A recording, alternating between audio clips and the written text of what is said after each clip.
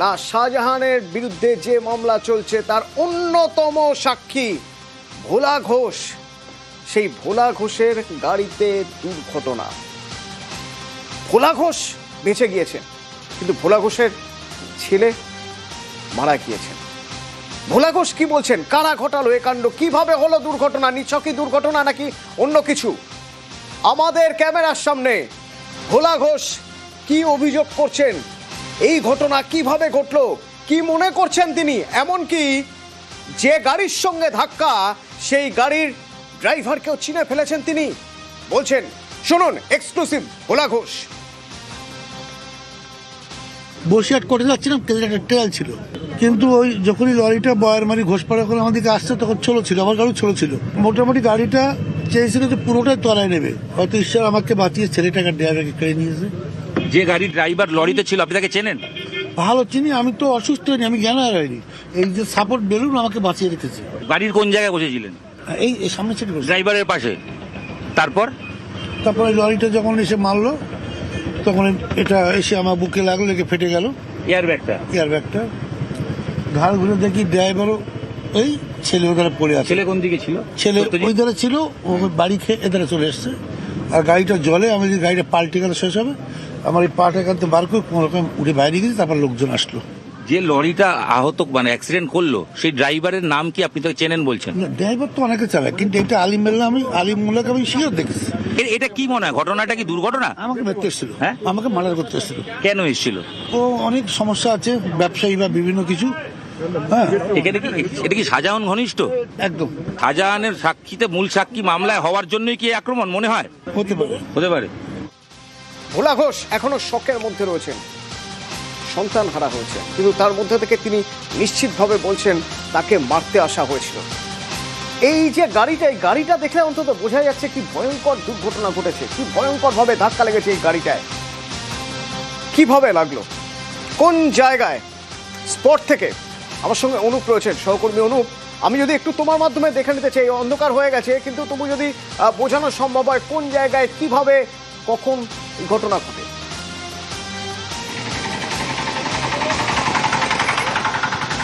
সকালের ঠিক পরেই একেবারে এই যে দুর্ঘটনা, ন্যাজাটের ঠিক রাস্তার উপরে বাসন্তী যাওয়ার যে রাস্তা, সেই ন্যাজাটের রাস্তার উপরে কিন্তু দুর্ঘটনা ঘটে।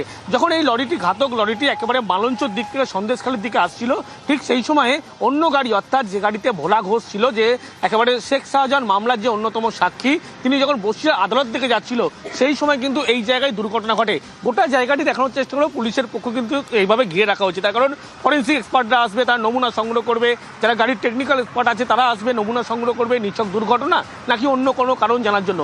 যখন এই জায়গায় দুর্ঘটনা ঘটে তার পরবর্তী ক্ষেত্রে পাশেই যে নয়নজলি দেখানোর চেষ্টা করবো, সেখানে কিন্তু এই লরিটি একেবারে উল্টে যায়। এরপরে বোঝার চেষ্টা করি কোন দিক থেকে কোন গাড়ি আসছিল, ভোলা ঘোষের গাড়ি কোন দিক দিয়ে আসছিল, লরি কোন দিক দিয়ে আসছিল, কোন জায়গায়, মানে গাড়ির কোন দিকটায় ধাক্কা মারে লরি।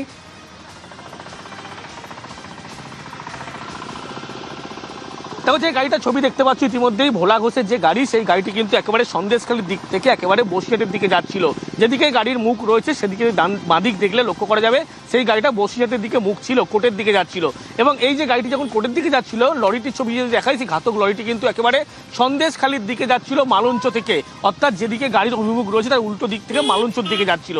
এবং সেখানে কিন্তু দুর্ঘটনা যখন ঘটে তারা কিন্তু প্রত্যক্ষ তারা জানাচ্ছে, তারা কিন্তু সেখানে উদ্ধারের কাজে আসে, উদ্ধার করে পরবর্তীতে হাসপাতালে পাঠায়। এবং এই যে ঘটনা, সেই ঘটনা নিছক দুর্ঘটনা নাকি অন্য কোনো কারণ, সেখানে কিন্তু বেশ কিছু তথ্য পুলিশের কাছে উঠে আসছে। তার কারণ এই যে তুমি গোটা যে রাস্তা পুলিশে ঘিরে রেখে জায়গা, গোটা রাস্তার যে ছবি যদি আমি দেখানোর চেষ্টা করবো, কোথাও কিন্তু যে চাকায় ব্রেক কষলে যে দাগ থাকে সেই দাগ কিন্তু একেবারে নেই, অর্থাৎ বাঁচানোর যে কোনোভাবে চেষ্টা বা গাড়ি দুর্ঘটনা যখন ঘটে কোনো ড্রাইভার ব্রেক করছে সেরকম যে একেবারে চেষ্টা করা হয়নি, এখানে কিন্তু পুলিশ এক প্রকার স্পষ্ট হচ্ছে। সেই কারণেই জায়গাটা ইতিমধ্যে ঘিরে রাখা হয়েছে। অন্যদিকে পুলিশের পক্ষ থেকে গোটা ঘটনা কিন্তু খতিয়ে দেখা হচ্ছে। গাড়ির যে চালক, লরির চালক, ইতিমধ্যেই সেই চালক কিন্তু পলাতক, তার খোঁজ করা হচ্ছে। তিনি এখান থেকে যখন দুর্ঘটনা ঘটে, চালক পলাতক এবং তাকে চেনেন বলে দাবি করছেন ভোলা ঘোষ। খুব গুরুত্বপূর্ণ একটা জায়গা অনুপ বলছে, তাহলে এই রাস্তায় কোথাও খুব জোরে ব্রেক কষলে যে দাগ থাকে, টায়ারের যে দাগ থাকে রাস্তায় সেরকম দাগ নেই। তার মানে ব্রেক কষা হয়নি, তার মানে গাড়ি থামানোর চেষ্টা করা হয়নি, মুখোমুখি আরেকটা গাড়ি আসছে দেখেও, মানে সরাসরি ধাক্কা মারার প্রবণতাই ছিল ট্রাকটির। অন্তত ফরেন্সিক টিম সেরকম সেটা বলতে পারবেন বা সেই রকম কোনো সিদ্ধান্তে আসতে পারবে ফরেন্সিক টিম। কিন্তু ওই যে গাড়ি যে চালাচ্ছিলেন, গাড়িতে 3 জন ছিলেন, ভোলা ঘোষের ছেলে এবং ড্রাইভার। ভোলা ঘোষ ছাড়া বাকি 2 জনই মারা গিয়েছেন। আর যিনি গাড়ি চালাচ্ছিলেন তার বাবা বলছেন নিখুঁত পরিকল্পনা করা হয়েছে, নিখুঁত পরিকল্পনা করে দুর্ঘটনা ঘটানো হয়েছে। যখন তালতলা মোড় বলে একটা জায়গা আছে, ওখানটা ক্রস করার পরে ওখান থেকে গাড়িটা খুব বেপরোয়া চালায়। যারা বাইক চালিয়ে পিছনে আসছিল আমাকে বললো, আমি যখন স্পটে গেলাম বললো আমরা বাইক সাইড চাচ্ছিলাম, বাইক কেউ সাইড দেয়নি, মানে বেপরোয়া গতিতে এসে ডান সাইডে ওই গাড়িটাকে সজোরে ধাক্কা মারে। সামনের দিকটা খুব একটা হেডলাইটেও ক্ষতি হয়নি, গাড়িটা সম্পূর্ণ সাইডে মারা হয়েছে। আমার ছেলে যে গাড়িটা চালাচ্ছিল পুরো লেফট সাইডে একদম গাড়িটা নামিয়ে দিয়েছে, তারপরেও গিয়ে গাড়িটা মারে। আমি একটা ড্রাইভার, রোডে যেহেতু অ্যাক্সিডেন্ট হয়েছে একটা তদন্ত হওয়া চাই। বলাগঞ্জ যখনই যায়, আমি যে যতদূর জানি সামনে বসেই যায়, তবে গাড়ির বাম দিকে তো লাগেনি, ডান দিকটাই লেগেছে, ডান দিকেই 2 জন মারা গেছে। একদম পরিকল্পনা করে, কিন্তু এই পরিকল্পনা করে খুনের ছক কষলো কে? কার এটা ইন্টারেস্ট রয়েছে? কার লাভ হবে? ভোলা ঘোষ বা ভোলা ঘোষের ছেলে যদি সরে যায় তার পথ থেকে। ভোলা ঘোষের আর এক ছেলে, তার অভিযোগ জেলে বসে খুনের ছক কষেছে শেখ শাহজাহান। চাঞ্চল্যকর দাবি। এই দুর্ঘটনায় শাহজাহান মামলায় সাক্ষী ভোলা ঘোষ, তার ছেলে সত্যজিৎ ঘোষ মারা গিয়েছেন এবং আর এক ছেলে, ভোলা ঘোষের আর এক ছেলে দাবি করছেন শাহজাহান জেলে বসে সাক্ষীকে খুনের ছক কষেছিলেন। আজকে বসিরহাট কোর্টে আসার কথা ছিল। শাহজাহান শেখের যে ওই যে ঘটনা ছিল না, সিবিআই মামলায় হেনা তেনা, ও সাক্ষী ছিল আমার বাবা ভোলা ঘোষ। ও কোর্টে আজকে ডেট ছিল, আসছিল, সেই গাড়িকে চক্রান্ত করে মেরে দিয়েছে। শাহজাহান শেখেরই কথায় এখন ওই এলাকায় মুসলিম শেখ আর সবিতা রায়, এই 2 জন চক্রান্ত করে, আলিম বলে, যেটা আমি এখন থেকে খবর নিলাম, ড্রাইভারটার নাম নাকি আলিম ছিল, গাড়িটা নাকি লাউখালি ছিল। ওই লরিটা কিছু দূর আগে থেকে ওয়াচ করছিল যে গাড়ি এরম টাইমে আসতে পারে, কোর্টের উদ্দেশ্যে যেতে পারে, সেই উদ্দেশ্য করে সেই সময় ওরা গাড়িটাকে দিয়ে অ্যাটাক করেছে। এর আগে থেকেও বিভিন্নভাবে হুমকি দিয়েছিল মারার জন্য। ওখানে একটাই রাত চলে শাহজাহান শেখ, ও জেলে বন্দি, ওর কারসাজি এটাই। খুনের চক্রান্ত করা হচ্ছিল তা ভোলা ঘোষও দাবি করছেন। ভোলা ঘোষেরও দাবি যে তাকে সরিয়ে দেওয়ার চক্রান্ত করা হচ্ছিল এবং তার পরিবার শেষ করে দেওয়ার চক্রান্ত হচ্ছিল। গাড়িতে চালক কারা ছিল? আমার গাড়ি চালক ছিল ড্রাইভার, আর ওর গাড়িতে চালক ছিল। আমি যেটা গাড়ি যখন আসছে আমি তো চলে গেছি। আমি আলিম আমার কাছের ছেলে, আমাকে চিনতে পারছি। এটা কি পুরো খুনের পরিকল্পনা? একদম পুরো আমার বংশ শেষ করার জন্য পরিকল্পনা। এখান থেকে বেলুনটা পেটে এখানে লাগিল। সামনে সিটে বসেছিল? সামনে। আর ছেলে পিছনে পিছনে সিটে বসেছিল। বসিরহাটে আদালতে একটা মিথ্যে রেপ কেস ছিল, তার ট্রায়াল ছিল, সেই কেসে যাচ্ছিলাম 2 ছেলে। না না না না, গাড়ির ডান দিকে ড্রাইভারের পিছনে ভোলা ঘোষের ছেলে, বাঁ দিকে ভোলা ঘোষ। উল্টো দিক থেকে এসে একেবারে ডান দিকে মেরেছে। ভোলা ঘোষ বলছেন যে এয়ারব্যাগ ছিল বলে বেঁচে গিয়েছেন, কিন্তু ড্রাইভার শেষ। তার ছেলে ছিটকে তার সিটের পিছনে চলে এসেছেন। এইরকম ভয়ঙ্কর ঘটনা, এই ঘটনা কারা ঘটালো? দাবি করছেন, অভিযোগ করছেন শাহজাহান জেলের মধ্যে থেকে এই ঘটনার ছক কষেছে। এ নিয়ে রাজনীতি চলছে, রাজনৈতিক তরজা তুঙ্গে। ও শাহজাহান করিয়েছে। শাহজাহানকে বসিরহাট জেলে রাখলেও তো ফোন ইউজ করে। জীবন শাহ জেলের ভিতর থেকে ফোন করে বলছে যে 50,000 টাকা দিয়ে যান, আমি তো অ্যাকাউন্ট নম্বর দিয়েছি টাকা ট্রান্সফার। এখানকার জেলের ভিতরে থেকে তৃণমূলের নেতারা ফোন ইউজ করে, স্মার্টফোনও এদের হাতে দেওয়া আছে। তারপরে অনেকদিন জেলে হলে মনটা খারাপ হলে ওদের পিজি রুটবান ওয়ার্ডে রাখা হয়। পিজি রুটবান ওয়ার্ডেও যদি মন খারাপ হয়ে যায় তাহলে ওদেরকে প্রাইভেট নার্সিং হোমে, হসপিটালে নিয়ে যায়, যেমন পার্থকে নিয়ে গেছিল। ওখান থেকেই রিমোট কন্ট্রোল করছে। দে আর নোটোরিয়াস ক্রিমিনাল। শাহজাহানকে পশ্চিমবঙ্গের জেলে রাখলে ভোলা ঘোষরা যে কোনো দিন মারা যায়। ওনার SSKM এর চিকিৎসাটাও খুব রিস্কি, সেখানেও মেরে যে দেবে না তার কোনো গ্যারান্টি নেই। দুর্ভাগ্যজনক একটা দুর্ঘটনা। সঙ্গে সঙ্গে দায়িত্বজ্ঞানহীন ভাবে যদি এই ধরনের কেউ কোনো অভিযোগ করে, যে কেউ রাজনৈতিক ফায়দার জন্য অভিযোগ করতে পারে। পুলিশ তদন্ত করছে, কারুর কাছে যদি কোনো তথ্য প্রমাণ কিছু থাকে তদন্তকারীদের সাহায্য করুন। হাতরাসের ঘটনা কেন, তদন্ত কেন উত্তরপ্রদেশে ছিল? তাহলে বিজেপি শাসিত রাজ্যে যখন অপকীর্তি ঘটে, বিজেপি শাসিত রাজ্যে যখন কোনো একের পর এক রহস্যময় কাণ্ড ঘটে, খুন ঘটে, ধর্ষণ ঘটে, ধর্ষিতার পরিবারের উপর আক্রমণ হয়, তো তখন সেগুলো বাইরে নিয়ে যাওয়ার কথা হচ্ছে না। শহরে আজ আরো একটি দুর্ঘটনা ঘটল। শহরের বুকে একেবারে রেড রোডে রেসকোর্সের কাছে একটি বিলাসবহুল গাড়ি, দামি গাড়ি বেপরোয়া গতিতে এসে ধাক্কা মারল ল্যাম্প পোস্টে। গাড়িতে দুজন, বাবা ও ছেলে, দুজনেই জখম। কিন্তু জখম আরো একজন হলেন। রাস্তায় সাফাইয়ের কাজ করছিলেন তিনিও জখম।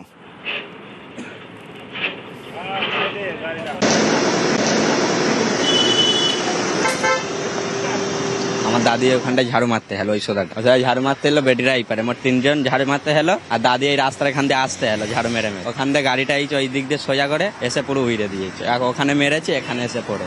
হ্যাঁ, গাড়ির ভেতরে 2 জন ছিল, বাপ আর বেটা ছিল। তারা এখন পুরো ঠিক আছে। হ্যাঁ, তাদের কিছু হয়নি। এবার গাড়িটাকে আসলো পুলিশ। হ্যাঁ, অনেক গতি ছিল। উনি এখন ভালো আছে, পায়ে ফায়ে লেগেছে, পা বলতে ডাক্তার বলতে দেখে বলে বাদ যাবে 2টা পা। সাত সকালে এই পথ দুর্ঘটনা বিলাসবহুল গাড়িতে, সেই বিলাসবহুল গাড়ির ছবি দেখাচ্ছি। হেস্টিংস থানার পুলিশ এই গাড়িটি নিয়ে এসেছে এবং গাড়িটির সামনের অংশ অক্ষত বলা ভুল, কিছুটা ভালো থাকলেও একদম পেছনের যে অংশ, সেই অংশে একটি চাকা পর্যন্ত খুলে গেছে। অর্থাৎ কতটা জোরে এই গাড়িটি আসছিল যে পেছনের দিকেও পর্যন্ত এইরকম ক্ষতি হয়েছে। এবং এই বিলাসবহুল গাড়িতে যে দুজন ছিল, সেই দুজনের মধ্যে বাবা এবং ছেলে ছিল বলে মনে করা হচ্ছে। পুলিশ সূত্রে যেটুকু আমরা খবর পাচ্ছি, যে ছেলেটি গাড়ি চালাচ্ছিলেন এবং বাবা পাশের সিটে বসেছিলেন। দুজনেই সামান্য আঘাত পেলে তাদেরকে চিকিৎসা করানোর জন্য এসএসকেএমে নিয়ে যাওয়া হয়েছে। কিন্তু এই গাড়িটি দুর্ঘটনা ঘটার সময় একজন সাফাই কর্মী, তিনি তার বাড়ি রায়চকে এবং রশিদা বেগম তার নাম, তার 2টো পায়ে মারাত্মক চোট লেগেছে। এই মুহূর্তে এসএসকেএম হাসপাতালে চিকিৎসাধীন রয়েছেন। তবে এই গাড়ি দুর্ঘটনা নিয়ে তদন্তে নেমেছে হেস্টিংস থানার পুলিশ। ক্যামেরায় খোকনের সঙ্গে বিশ্বজিৎ, নিউজ 18 বাংলা। গাড়ি চালাচ্ছিলেন বছর 50-এর অমৃত সিং, পাশের আসনে তার ছেলে, দুজনেই আলিপুরের। আর জখম সাফাই কর্মী রাশিদা বেগম, রায়চকের বাসিন্দা। এই গাড়িটির বিরুদ্ধে আগে অভিযোগ রয়েছে, 4টি অভিযোগ। এর আগে বেপরোয়া গতির জন্য 2টি এবং সিগন্যাল না মানায় 2টি অভিযোগ। সেই গাড়িটি রেসকোর্সের কাছে ল্যাম্পপোস্টে আজ ধাক্কা মারে।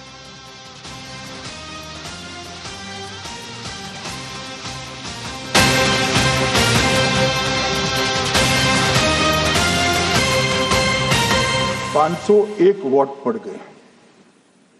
चुनाव आयोग ने इतनी स्पष्टता करी कि हाउस नंबर 265 कोई छोटा मकान नहीं है और 1 एकड़ का पुश्तैनी प्लॉट में अनेक परिवार बस रहे, मगर वहां हर परिवार के घर का नंबर नहीं दिया गया है, इसलिए सब जगह हाउस नंबर 501 दिया गया।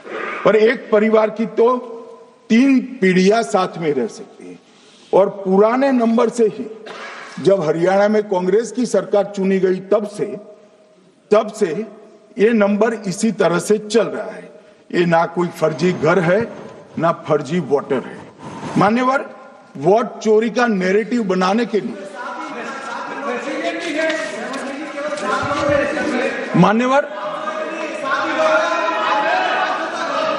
मान्यवर बिहार में भी मेरा भाषण पूरा हो जाने दो। नहीं, अभी पूरा भाषण नहीं, कई बार नाम आएगा।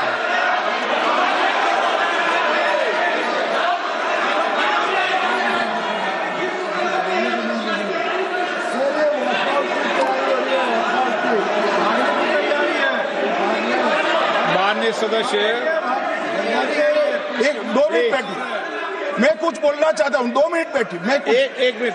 मान्यवर सदस्य, 1 मिनट। मान्यवर, मेरा विपक्ष के नेता से एक निवेदन है कि 2 मिनट सुन ले मुझे, बाद में उनको बोलने का मौका दीजिए। मान्यवर 2 मिनट। मान्यवर, मेरा आपसे विनम्र निवेदन है, मैं आधी रात तक बैठने के लिए तैयार हूं, मुझे कोई आपत्ति नहीं। मेरा भाषण समाप्त हो जाए, अरे सुनिए ना भाई, सुनो ना, 2 बड़े बोलते हैं तब बीच में नहीं बोलते। मान्यवर, मेरा भाषण समाप्त हो जाए। प्लीज नहीं। मान्यवर, मेरा भाषण समाप्त हो जाए बाद में, इसमें जितने भी मुद्दे विपक्ष के नेता खड़े करेंगे, मैं मेरी मर्यादा में इसका जरूर जवाब दूंगा, मुझे कोई आपत्ति नहीं। मेरा विनंती इसलिए है मान्यवर,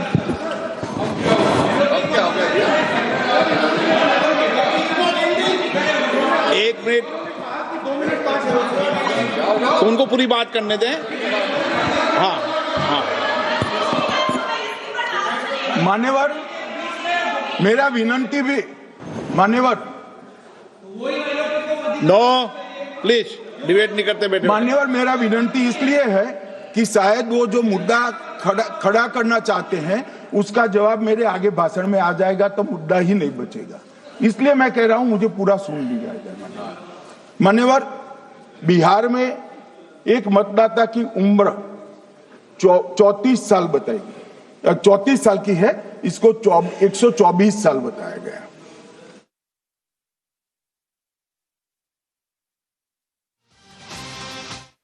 नीता देवी जी ने खुद बताया कि उन्होंने ऑनलाइन आवेदन किया था और वो ऑनलाइन आवेदन करने में गलती हो गई, इसके कारण उम्र 124 साल छपी थी। अब इसके आधार पर मतदाता सूची पर प्रश्न कर दिए। सुबोध कुमार नवादा, प्रेस कॉन्फ्रेंस में कहा गया कि एक राजनीतिक दल के बीएलए है, इनका नाम कभी आया ही नहीं, वो भी सच नहीं निकला। रंजू देवी रोहतास, उनको कहा कि एक कार्यकर्ता, उन्होंने बाद में रंजू देवी जी ने स्टेटमेंट दिया, जबरन बुलाकर उनकी वोटर लिस्ट से नाम काट लिया गया, ऐसा आरोप हुआ। तो रंजू देवी ने यही कहा कि कांग्रेस के कार्यकर्ताओं को कहने पर मैंने गलत जानकारी दी थी।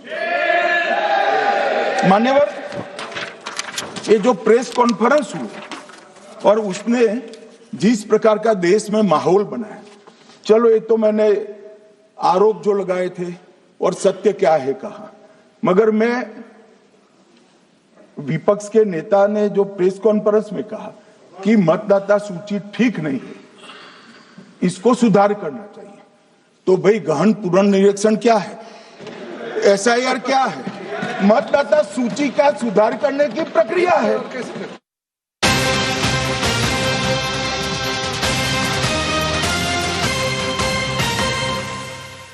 সরাসরি সংসদে দেখছিলেন অমিত শাহ, এসআইআর নিয়ে তার বক্তব্য।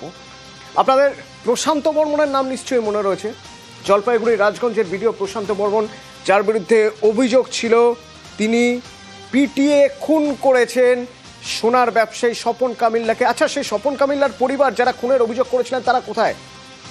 তারা ওড়িশায় লুকিয়ে রয়েছেন। কেন লুকিয়ে রয়েছেন জানেন? কারণ তাদের কাছে হুমকি আসছে প্রাণে মেরে দেওয়ার, মামলা তুলতে হবে, না হলে প্রাণে মেরে দেওয়া হবে। এই হুমকিতে ওড়িশায় লুকিয়ে তারা। কমপ্লেনেন্টকে থ্রেট করা হলো যে কেস তুলে নেওয়ার জন্য। হ্যাঁ, ওনারা উড়িষ্যায় আছেন যেটুকু আমরা জানি, এবং তারপর ওনারা ওখান থেকে থ্রেট কল পেয়েছেন, কেস তুলে নিতে বলছে আর ওয়েস্ট বেঙ্গল ঢুকতে বারণ করা হচ্ছে। 30 অক্টোবর নিউ টাউনের যাত্রাগাছি থেকে সোনা ব্যবসায়ী স্বপন কামিল্লার দেহ উদ্ধার হয়। জলপাইগুড়ি রাজগঞ্জের বিডিওর বিরুদ্ধে খুনের অভিযোগ দায়ের করে নিহতের পরিবার। তদন্তে নেমে একাধিক গ্রেফতার করে পুলিশ। তাদের মধ্যে একজন সজল সরকার। মঙ্গলবার বারাসাত আদালতে তার জামিন মামলার শুনানি হয়। শুনানিতে বিশেষ সরকারি আইনজীবী বলেন, নিহত ব্যবসায়ী স্বপন কামিল্লার পরিবারকে হুমকি দিয়ে ফোন করা হচ্ছে, লাগাতার চাপ দেওয়া হচ্ছে কেস তুলে নেওয়ার জন্য, মামলা তুলে না নিলে খুনের হুমকি দেওয়া হচ্ছে। নিহত ব্যবসায়ীর পরিবার আতঙ্কে ওড়িশায় আশ্রয় নিয়েছেন। হুমকি দিয়ে বলা হয়েছে যেন পশ্চিমবঙ্গে না ফেরেন। তো আমরা এভিডেন্স দিয়ে দেখিয়েছি যে উনি নিউ টাউনে এবং ক্রাইমের বিভিন্ন জায়গাগুলোতে ছিলেন, আর এই person along with the video equally involve, মার্ডারের সময় ছিল, এই মার্ডারে পার্টিসিপেট করেছে, প্রথমে কিডন্যাপিং, তারপর মার্ডার, তারপর বডিটাকে ডিসপোজ অফ করার জন্য ছুঁড়ে ফেলেছে। ডিফেক্টো কমপ্লেনেন্টকে থ্রেট করা হলো যে কেস তুলে নেওয়ার জন্য। হ্যাঁ, ওনারা উড়িষ্যায় আছেন যেটুকু আমরা জানি, এবং তারপর ওনারা ওখান থেকে থ্রেট কল পেয়েছেন, কেস তুলে নিতে বলছে আর ওয়েস্ট বেঙ্গল ঢুকতে বারণ করা হচ্ছে। মঙ্গলবার বারাসাত আদালতে ধৃত সজল সরকারের বিরুদ্ধে একাধিক তথ্য প্রমাণ পেশ করা হয়। তাঁর জামিনের আবেদন খারিজ করে দেন বিচারক। এর আগে সোনা ব্যবসায়ী খুনের মামলায় আগাম জামিন পান বিডিও প্রশান্ত বর্মন। বহুত প্রবলশালী, বহুত টাকা পয়সা তার কাছে আছে, তাই জন্য আমাকে একটু চাই, আমার গরিব মানুষ, আমার স্বামীকে মেরে ফেললো, আমি কি করে বাঁচবো, কি করে রাখবো, তাকে কোনো শাস্তি নাই তার। ওকে প্রশান্ত বর্মনই মর্ডার করেছে, সে নিজেই মর্ডার করেছে। চক্রান্তকারীদের চক্রান্ত থাকবে না, দাবাংই থাকবে। মামলা তুলে নেওয়ার জন্য চাপ, খুনের হুমকি, থ্রেট কল নিহত ব্যবসায়ীর পরিবারকে, এই অভিযোগে তদন্ত শুরু করেছে Bidhannagar police. News 18 Bangla. International space স্টেশনের প্রথম ভারতীয় মহাকাশচারী শুভাংশু শুক্লা কলকাতায় এসে স্পেস স্টেশনে কাটানোর অভিজ্ঞতার কথা বললেন মিশন গগনযানের কথা। सबसे पहले मिशन गगनयान, उसके बाद हमारा भारतीय अंतरिक्ष स्पेस स्टेशन, और उसके बाद eventually landing on the moon. और ये सिंपल मिशंस नहीं है, ये एक्सट्रीमली कॉम्प्लेक्स और चैलेंजिंग मिशंस होते हैं, और आपको बहुत सारे एस्पेक्ट्स देखने पड़ते हैं इन चीज़ों में। तो हम ये पहली बार कर रहे हैं, तो this will be challenging, but I am confident that will be. जो टाइमलाइन निर्धारित की गई है अभी, वो 2040 की निर्धारित की गई है, और काम उस पर चल रहा है। ये ज़रूर कह सकता हूँ, पहुँचेंगे जरूर।